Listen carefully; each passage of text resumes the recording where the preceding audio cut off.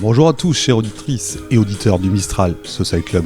Je suis très heureux de vous retrouver pour ma chronique Down Tempo consacrée à l'actualité musique live de notre région et qui met en lumière les artistes de notre territoire. Ce numéro est consacré au festival musical de la Guinguette Sonore qui a lieu chaque fin d'été dans le cadre agréable de la plage de la Romaniquette à Istres et dont ce sera cette année la 7e édition. Pour en parler, je propose d'aller échanger tout de suite avec deux personnes des équipes de ce festival, à savoir Nathalie Ferry, en charge de la gestion, et de Sébastien Dreyer, en charge de la programmation. Et tout ça en direct de la jolie plage de la Romaniquette. Bonjour Nathalie, bonjour Sébastien et bonjour à tous. Tout d'abord, merci de nous recevoir pour nous parler de votre joli festival qui aura lieu, comme chaque été, fin août, dans ce joli cadre de la plage de la Romaniquette. Est-ce que pour commencer, vous pouvez vous présenter rapidement et nous parler de ce festival rock? On va commencer par Nathalie d'abord. Oui, bonjour. Alors moi, je suis trésorière et directrice administrative de l'association. Donc je m'occupe de tout ce qui est demande de subventions, notamment toute la partie administrative. Et sur le festival, je suis en charge de toute l'équipe de bénévoles. Et donc Sébastien, président de l'association et directeur artistique, en charge de la programmation et de tout ce qui dépasse. Alors, la question qu'on se pose souvent, comment est né ce festival? Petit bout de ficelle, un bouchon, et voilà. Alors, pour nous résumer, je rappelle que c'est un festival rock. On va parler de la spécificité de ce festival, donc la Guinguette Sonore. Oui, donc c'est un festival dont la première édition a eu lieu en 2017, à l'initiative du Peuple de l'Europe à Istres et du restaurant Le Pointu. Et je m'étais retrouvé travaillant un peu sur la programmation du Peuple de l'Europe, à faire la programmation de ce festival. Donc ces 2 premières années ont été organisées donc, conjointement par ces 2 entités istriennes. Et à partir de 2019, ils ont décidé d'arrêter et de devenir partenaires. Et c'est l'association Les Oreilles en face des trous que j'avais créée il y a des années, qui est sortie de son sommeil et qui a pris en charge l'organisation du festival. Et c'est à ce moment-là que j'ai eu besoin d'alliés forts pour m'aider dans cette tâche et que Nathalie a pris une grosse partie du travail. Alors, ce qu'on sait peut-être moins, c'est que ce festival, qui est à Istres, est fait à 100% par des bénévoles. Oui, alors on a un comité directeur, qui est composé de 5 bénévoles, avec on a tous pris en fait des tâches qui nous plaisaient. Enfin voilà, quelqu'un prend la com, toute la partie logistique, partie technique, etc.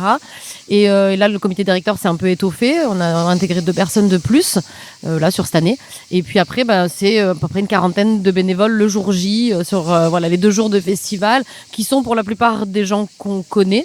Voilà, et par le bouche à oreille, donc ça fait une belle équipe après à gérer sur le festival, mais voilà, on fonctionne que sur bénévolat, ouais. Dans la vie de tous les jours, pour vous donner l'exemple de ce que font Sébastien et Nathalie, dans la vie de tous les jours, Nathalie, tu fais quoi?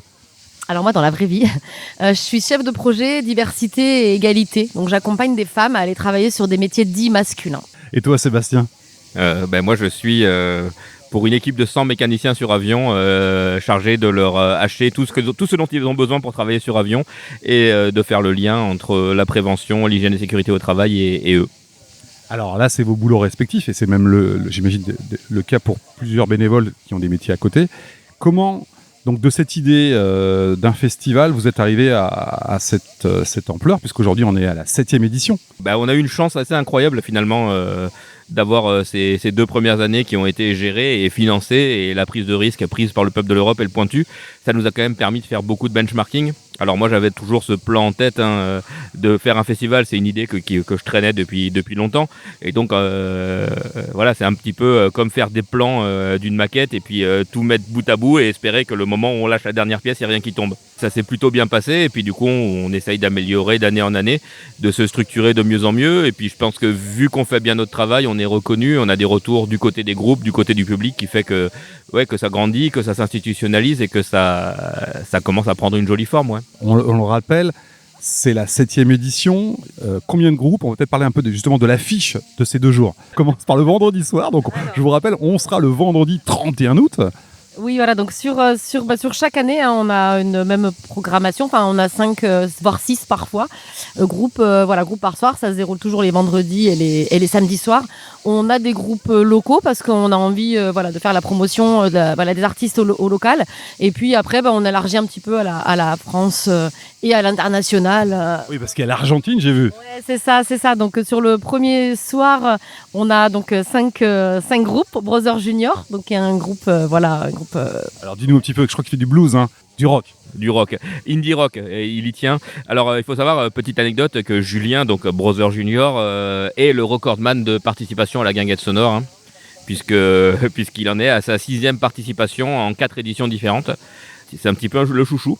Et derrière, on enchaînera avec Findelmundo, donc cette petite aventure pour le premier groupe qui vient d'un autre continent que l'Europe, qui jouera à la guinguette sonore. On peut donner le continent, vas-y. Hein. Donc Argentine, Amérique du Sud, du coup. Et après, on enchaîne par Pearls, que moi je suis depuis leur premier EP.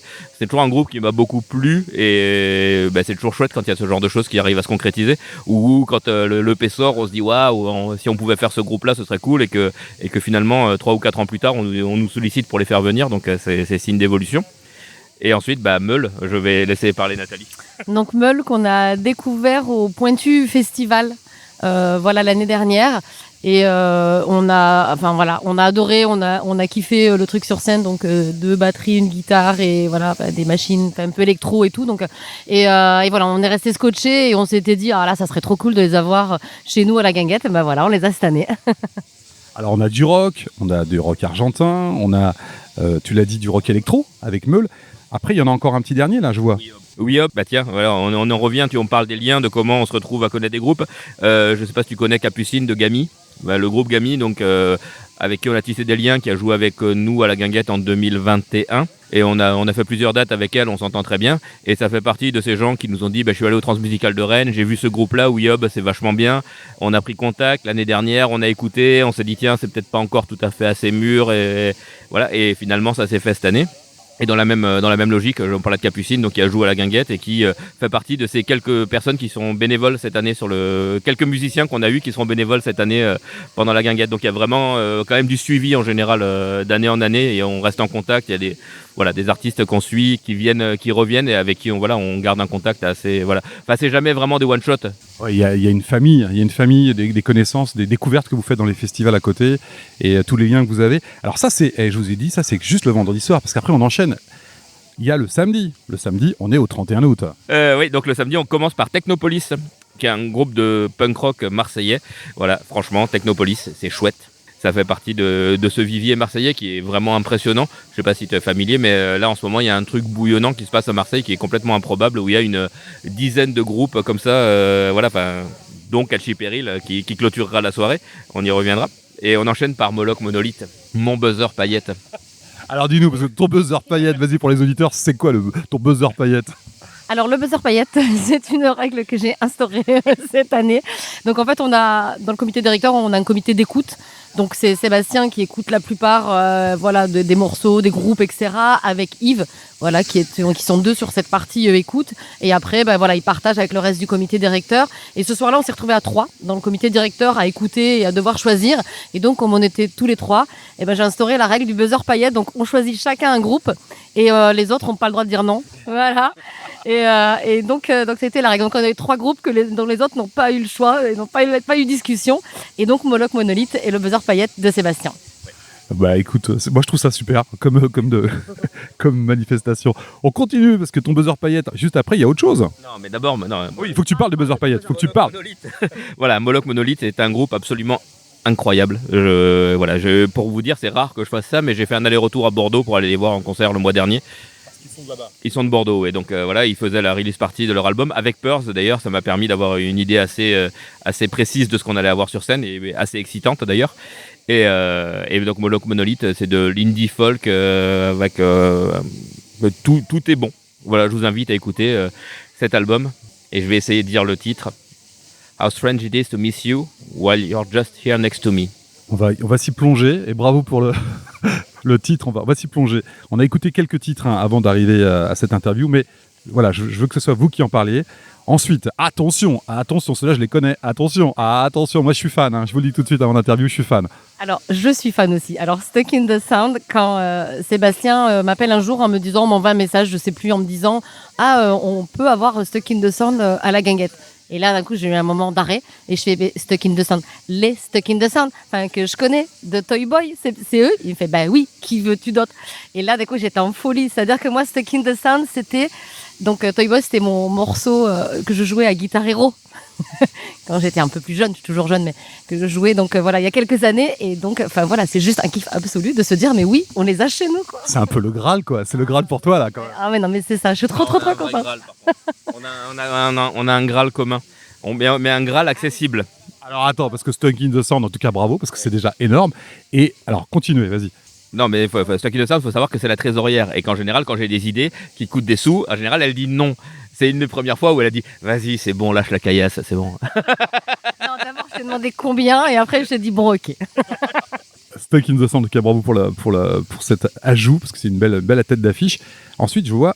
Sun, mais du coup, Sun, c'est elle qui va en parler parce que c'est son buzzer paillette. Parce que Sun est mon buzzer paillette. Donc, je ne connaissais pas du tout Sun avant que Sébastien et Yves me le fassent écouter. Voilà, Sun a fait, faut le savoir, des premières parties de Chaka Ponk. Donc, voilà. Donc, moi, j'avais entendu parler par ce biais-là, mais j'avais pas plus écouté. Et en fait, donc, Sun, c'est du brutal pop. Et moi, ce qui me plaît, c'est quand on casse un peu les stéréotypes. Et donc, elle a une superbe voix. Elle chante, t'as l'impression que c'est un peu sucré au début. Et d'un coup, la voix, elle s'éraille un petit peu et ça commence à crier. Il y a crier fort. Moi, c'est ça qui me plaît dans Sun, c'est que, ben voilà, on n'est pas prêt à ça et ça casse un petit peu ce qu'on écoute d'habitude. Sun viennent de Paris. On accepte les Parisiens. Là, c'est important aussi. On accepte tous les Parisiens. Ouais, et le dernier, Catchy Peril. Alors, de manière plus ou moins informelle. Alors, on refait un petit peu d'histoire, mais pendant le Covid, on avait monté une petite branche de l'association qui était en charge d'accompagner des groupes. Et on a accompagné January Sons pendant presque 2 ans. Le groupe s'est séparé, en fait, on s'est rendu compte le problème du bénévolat qui a plein de côtés chouettes, mais c'est qu'on n'a pas toujours le temps de faire les choses aussi bien qu'on voudrait. Donc c'est un projet qu'on a un peu laissé de côté. Mais de manière un peu informelle, finalement, tous les ans, on accompagne un peu des groupes, on essaye de filer un coup de pouce. Et du coup, par les axes de programmation qu'on a au Pub de l'Europe, sur les soirées à l'usine. Donc l'année dernière, on avait beaucoup accompagné Sovox. Et cette année, notre idée, c'est vraiment le coup de pouce à Catchy Peril parce que c'est un vrai coup de cœur pour nous tous, quoi. Pour le coup, pour les 7 du comité directeur, c'est l'unanimité. Enfin voilà, c'est les chouchous. Alors, je confirme parce que tu m'as laissé l'écouter et j'étais dans la voiture avant de vous rejoindre. C'est une tuerie. Catchy Peril, tout ce que tu m'as dit, je connais pas tout, mais celui-là, je l'ai écouté. C'est du post-punk un peu. C'est ça, hein? C'est marrant parce qu'on était pas plus tard que avant-hier ensemble, on a fait un petit marathon promo, on était avec Benjamin, le chanteur de Catchy Peril, et on s'est mis d'accord, donc ce sera définitivement du nucléaire disco punk. Du nucléaire disco punk. Alors vas-y, essaie de définir ça. Il le ferait tellement mieux que moi, mais ouais, il y a plein d'influences là-dedans. Il y a notamment quelques influences des années 80 avec les Cure, avec Joy Division, qui sont un petit peu latentes dedans, la New Wave. Et il y a aussi, alors il m'a parlé d'un mouvement que je ne connaissais pas, de punk espagnol, avec toutes ces choses un peu, parce que c'est vraiment sauvage sur scène et voilà ce côté décomplexé et voilà, et ils ont un truc qui est vraiment très chouette, c'est que ils font le concert avec leur public et pas pour leur public, quoi. C'est vraiment ils donnent tout. Enfin, quand ils finissent, en général, ils sont vraiment rincés, ils donnent tout. Enfin, moi, j'ai vu que de très belles performances de leur part et c'est pas innocent qu'ils soient un petit peu là en dernière position parce que c'est le moment où avec tous les bénévoles, on va tranquillement se mettre, passer le dernier moment et puis voilà, on a un peu choisi notre bande-annonce, quoi. Notre bande-son, pas notre bande-annonce. Écoutez, moi je trouve que c'est super riche et varié. C'était déjà le cas sur les années précédentes, mais là je trouve que vous avez encore c'est l'impression que j'ai moi de ma petite paroisse, c'est que vous passez des steps chaque année de plus en plus forts, avec des groupes de plus en plus parfois connus. C'est le cas, vous avez chopé Stuck in the Sand cette année quand même.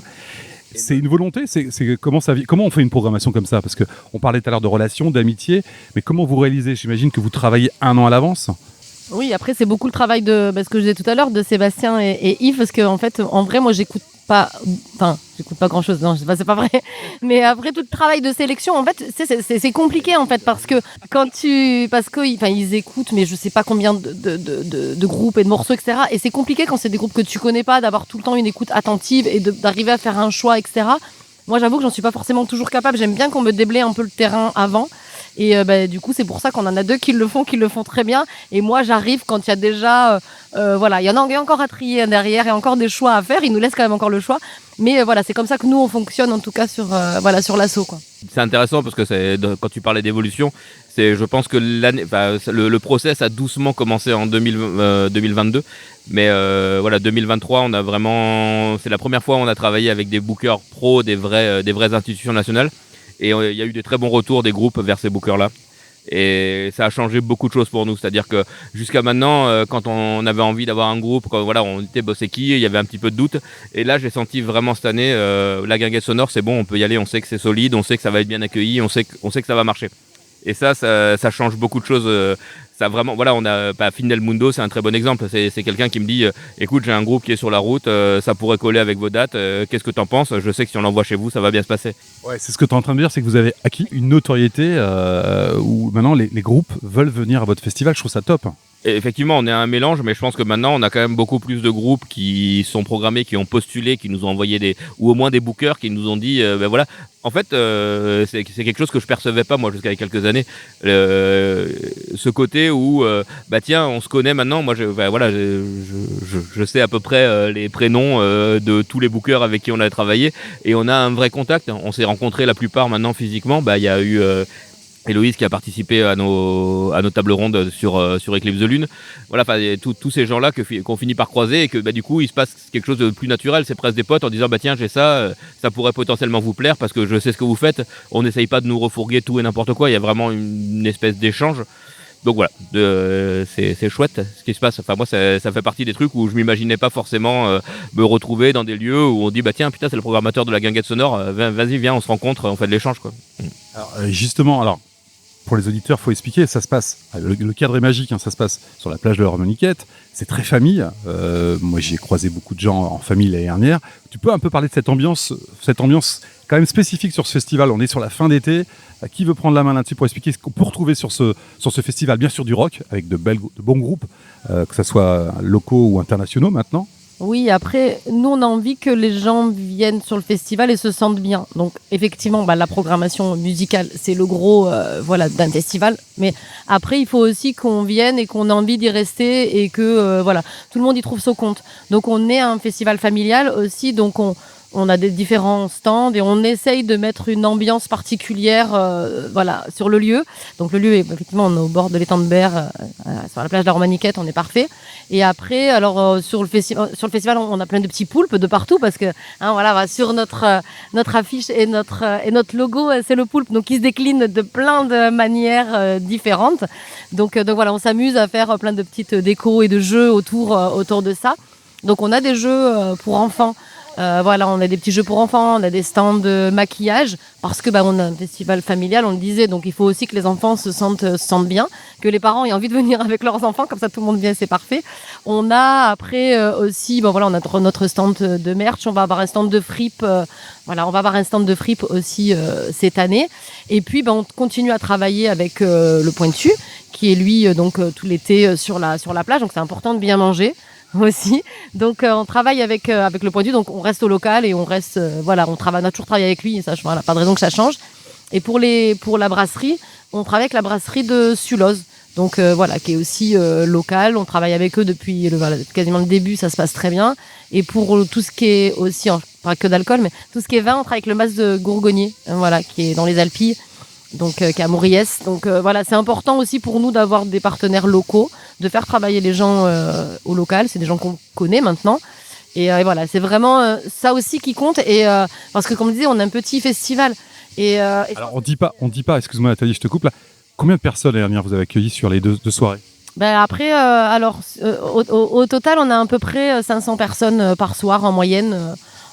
Qui viennent sur le festival. Donc c'est plutôt des bons chiffres. Mais je pense que c'est ça, c'est qu'on vend de la découverte musicale, ce qui est pas aisé parce que on est sur une niche quand même. On fait de la découverte rock. Donc déjà Mais les gens viennent et reviennent et je pense qu'ils se sentent bien avec nous. Donc les groupes se sentent bien, les festivaliers se sentent bien. Donc je pense que c'est important quand même. Bah effectivement, en fait, j'ai pas envie de dire que c'est presque un accident, mais un heureux accident. C'est-à-dire que quand on a fait comme on le disait, cette première édition à l'initiative du Pointu et de Peuple de l'Europe, vu qu'on était sur le sud du Pointu, il avait vraiment cette volonté. Attention, moi j'ai une clientèle familiale, ne mettez pas du rock qui tabasse trop. On met un château gonflable pour les enfants, faut que ce soit familial. Et en fait, moi j'ai été très surpris de voir, parce que forcément j'ai pas écouté vraiment toutes les consignes au niveau du choix artistique, donc. ça tabassait quand même un petit peu, même pour la première édition. Et on a vu que ça marchait en fait. C'était bien, moi, de voir se percuter ce public qui venait familial avec les enfants et le château gonflable et qui voyait des groupes qu'ils ne connaissaient pas, mais avec des très bonnes conditions de son, parce que c'est quelque chose qu'on n'a pas dit, mais c'est quelque chose auquel moi je tenais dès le début, c'est-à-dire qu'on fait un festival, mais dès le début on peut pas le faire au rabais, donc il faut qu'on ait une bonne qualité en termes de son, en termes d'installation. On voulait des éco-cups, on voulait quelque chose qui ressemble à un festival. Et en fait, ces gens-là qui étaient venus pour quelque chose qu'ils ne connaissaient pas vraiment, ça a marché. Et on a eu plein de retours de gens surpris en disant on pensait pas que pour un petit festival comme ça, on verrait des choses comme ça sur scène, c'était vachement bien. Et je me suis dit, c'est vraiment une recette qui marche, quoi. Voilà, il faut continuer à garder ce truc familial et puis le faire percuter avec du rock indépendant que ces gens n'auraient pas forcément ne trouveront pas à la radio ni à la télé. Et voilà, et c'est des découvertes qui marchent quand même. Nathalie, je crois que tu voulais rajouter quelque chose sur la spécificité de ce festival qui n'est pas qu'un festival de rock de découverte autour d'une jolie plage, mais... Alors oui, peut-être aussi dire que on est un festival engagé, entre guillemets, on a aussi envie, parce que c'est notre volonté dans le comité directeur, c'est de mettre en lumière aussi les femmes sur scène, parce qu'on a créé une expo aussi pour ça qui s'appelle Éclipse de Lune, et donc l'idée c'est la moyenne en France c'est 14% de femmes sur scène dans les festivals. Nous on veut plus. Alors l'année dernière on a eu quasiment 40%, donc l'idée c'est de pas faire jouer des femmes pour faire jouer des femmes, mais quand on a le choix entre deux groupes et à se dire on hésite, c'est qualité équivalente, etc., oui, on prend le parti pris de privilégier des groupes où on a des femmes sur scène, musiciennes, chanteuses, voilà, parce que c'est vraiment une vraie volonté aussi du festival. C'est qu'on pense qu'en tant que programmateur, on a un rôle à jouer aussi là-dessus. Et donc, voilà, c'est un parti pris pour nous et on veut plus de femmes sur scène et hors scène, parce que si on peut avoir des femmes en technique aussi, c'est parfait. Et voilà, c'est aussi important d'en parler, parce que voilà, c'est aussi une grosse volonté du festival. Merci Nathalie et Sébastien, parce que je pense qu'on a vraiment envie de vous rejoindre. Et merci pour ces échanges. Parce qu'on ne le dit pas assez, mais c'est un travail de bénévole à 100% sur ce festival, qui reste très familial, vous l'avez compris. Est-ce que, avant de se quitter, avant de terminer, vous voulez laisser un message chacun de votre côté pour donner envie aux auditeurs ou auditrices qui ne connaissent pas encore votre festival, il y en a encore, la Guinguette Sonore, et éventuellement un message que vous voulez passer comme ça sur notre radio, Mistral Social Club. Nathalie, on commence par les femmes. Moi, j'ai essayé de montrer qu'on a vraiment une ambiance vraiment sympa. Je pense que voilà, c'est important. Et puis moi, ce que j'aime, c'est soyez curieux et venez voir, venez écouter. C'est vrai que c'est pas évident d'aller venir voir des groupes qu'on connaît pas forcément, mais après, c'est que de l'enrichissement pour chacun. Et voilà, donc soyez curieux et venez voir et vous serez pas déçus. Pas mieux. Moi, j'ai juste des témoignages tous les ans de gens qui viennent et qui effectivement nous font des retours sur l'ambiance super cool, comme tu l'as fait finalement avec nous. Et oui, je pense que franchement, c'est un moment à vivre et vous avez la chance que moi j'ai pas, c'est-à-dire de vivre cet événement, et parce que quand on est dedans, on sait pas vraiment la manière dont on le percevrait. Donc voilà, vous pouvez le faire alors que nous on peut pas. Ne vous en privez pas. Et si on devait improviser tout d'un coup un jingle là, pour la Guinguette Sonore, ça donnerait quoi ? On l'a fait sur un autre festival pour votre association, une autre. Si on faisait un truc sur la Guinguette Sonore, ça donnerait quoi, Nathalie ? La Guinguette Sonore, bière, poulpe et rock'n'roll. Merci à vous deux. On vous le rappelle, la Guinguette Sonore se déroulera sur 2 jours, du 30 au 31 août. Il reste bien sûr des places. Cela permet bien sûr de reprendre des vitamines avant la rentrée, je vous le rappelle, avec vitamines de rock'n'roll, avec de la poulpe. On espère que vous serez encore nombreux présents à cette édition et on vous donne rendez-vous avec un reportage promis pendant ce festival. Merci déjà de l'invitation. Et on vous retrouve très très vite, bien sûr, pour de nouvelles chroniques dans le tempo.